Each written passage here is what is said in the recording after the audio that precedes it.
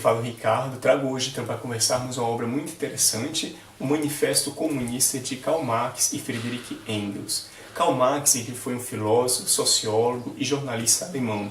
Nasceu em 1818. A sua filosofia, o seu pensamento tem como princípio a oposição à filosofia de Hegel. Também a sua filosofia tem uma crítica radical à sociedade capitalista. De igual modo, pensa também Friedrich Engels, que foi por muito tempo seu amigo e colaborador. Aliás, depois da morte de Marx, ele foi responsável então pela organização e distribuição das obras póstumas de Marx. Além dessa obra do Manifesto Comunista, que os dois escreveram juntos, a quatro mãos, também eles escreveram juntos a Sagrada Família e também o Idealismo Alemão. Então, ao observar, a primeira coisa que vocês vão ver é que essa obra é muito pequena. Nessa edição da PIGIN, da Companhia das Letras, ela é composta apenas de 109 páginas.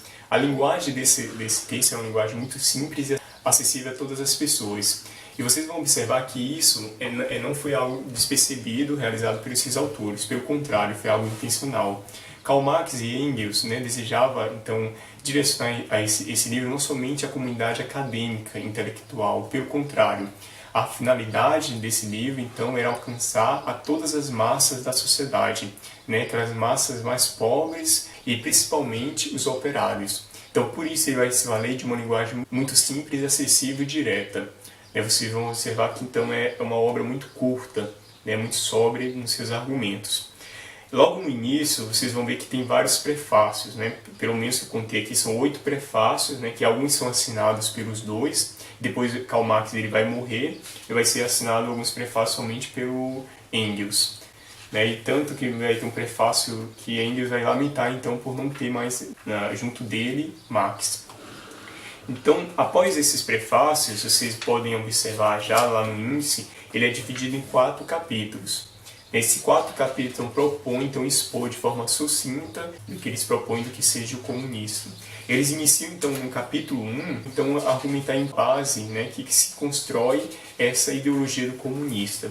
Eles colocam lá vamos ler junto, ele fala que hoje, lá na página 44, ele fala hoje a história de toda a sociedade é a história da luta de classes.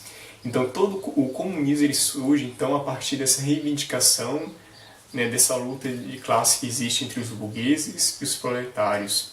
Para esses autores, que seriam então os burgueses e os proletários? Esses burgueses são essas classes capitalistas modernas, então, que são proprietários desses meios de produção, que a partir desse meio de produção eles propõem, então eles divulgam um trabalho assalariado. Já os proletários são o contrário. Os proletários são os trabalhadores assalariados que são privados de meio de produção próprio e por isso eles se veem obrigados a venderem a sua força, o seu trabalho para sobreviver, para a sobrevivência e subsistência de sua própria vida. Então, os autores analisam que a burguesia então, ela entrou em poder a partir da busca pelo lucro. No segundo capítulo é proposto as relações existentes entre o proletariado e o comunismo. Lá na página 59, a gente pode observar então o objetivo geral então, dessa relação existente, que é encontrar os aspectos comuns entre o proletariado e o comunismo. Lá no final, no último parágrafo, ele coloca que o objetivo imediato dos comunistas é o mesmo de todos os demais partidos proletários, que é a constituição do proletariado como classe, a derrubada da dominação burguesa e a conquista do poder político pelo proletariado. Esse é o objetivo desse capítulo 2. Eles propõem, então, o comunismo, então, como esse único partido possível, então, de derrubar a classe burguesa e propor um outro sistema econômico. E a partir dessa privação que eles colocam nesse capítulo 2, lá para frente, eles vão colocar aqui, o objetivo, então, é a abolição da propriedade privada. Porém, não qualquer propriedade privada, a moda da burguesia. Nessa abolição dessa propriedade privada, então, eles acreditam que vai haver uma outra evolução na política socioeconômica da sociedade. Já no capítulo 3, eles vão fazer então uma análise de toda a literatura socialista existente. Seriam as várias interpretações e fases de socialismo. Eles vão fazer basicamente 3, que seria o socialismo reacionário, composto do socialismo feudal, o socialismo pequeno burguês e o socialismo alemão ou o verdadeiro socialismo. Já o socialismo conservador, eles colocam uma forma do burguês minimizar o mal existente nessa sociedade. O socialismo e comunismo crítico utópico, ele tem como uma tentativa primeira e utópica de propor então esses esses ideais comunistas, porém de forma muito utópica e sem nenhuma preparação. Por fim, então, lá no capítulo 4, eles vão fazer uma análise dos principais posicionamentos comunistas em relação aos diversos partidos que são opostos a esse comunismo. Ele termina colocando umas frases bem interessantes, que é: as classes dominantes trimam anti-revolução comunista. Ele então encerra esse capítulo 4, fazendo uma convocação, né, para todos os proletários. Ele fala: proletários de todos os países, unam-se. Então, diante de todos esses capítulos que são feitos, de certa forma, feito uma análise bem sóbria, né, de toda essa teoria comunista, a imagem de homem contida nessa obra Manifesto Comunista se baseia em dois aspectos gerais. Poderiam ser destacados outros aspectos, porém eu vou destacar apenas dois, que são relacionados e muito intimamente presentes na vida humana, que é a alienação, que implica diferente a liberdade humana, e o trabalho. Como se dá então essa relação da alienação do homem presente no trabalho? Será então essa análise que Karl Marx e Friedrich Engels irão fazer, estará presente então nessa obra do Manifesto Comunista.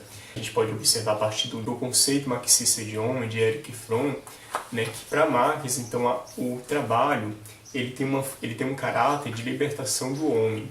É uma natureza que torna o homem livre e criador da realidade onde está. Seria um relacionamento ativo, criacional. Porém, no capitalismo, Marx vê que isso é desvirtuado.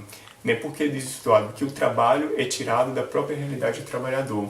Ele não tem como mais finalidade o homem.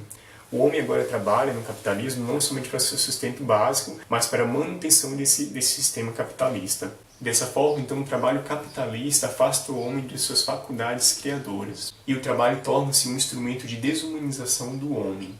Se essa imagem, então, contida nessa obra Manifesto Comunista, essa imagem do homem, é certa ou errada, não sei. Porém, o que eu sei é que ela não é completa. Ela é somente mais uma visão, que, de certa forma, pode ser questionada. Agradeço, então, a todos vocês pela atenção. Peço que depois, no final do vídeo, curtam, divulguem o canal, se assinem no canal para cada vez mais construirmos essa rede que vê nesse hábito de leitura uma possibilidade de mudança no homem. Tchau. Falou, até a próxima.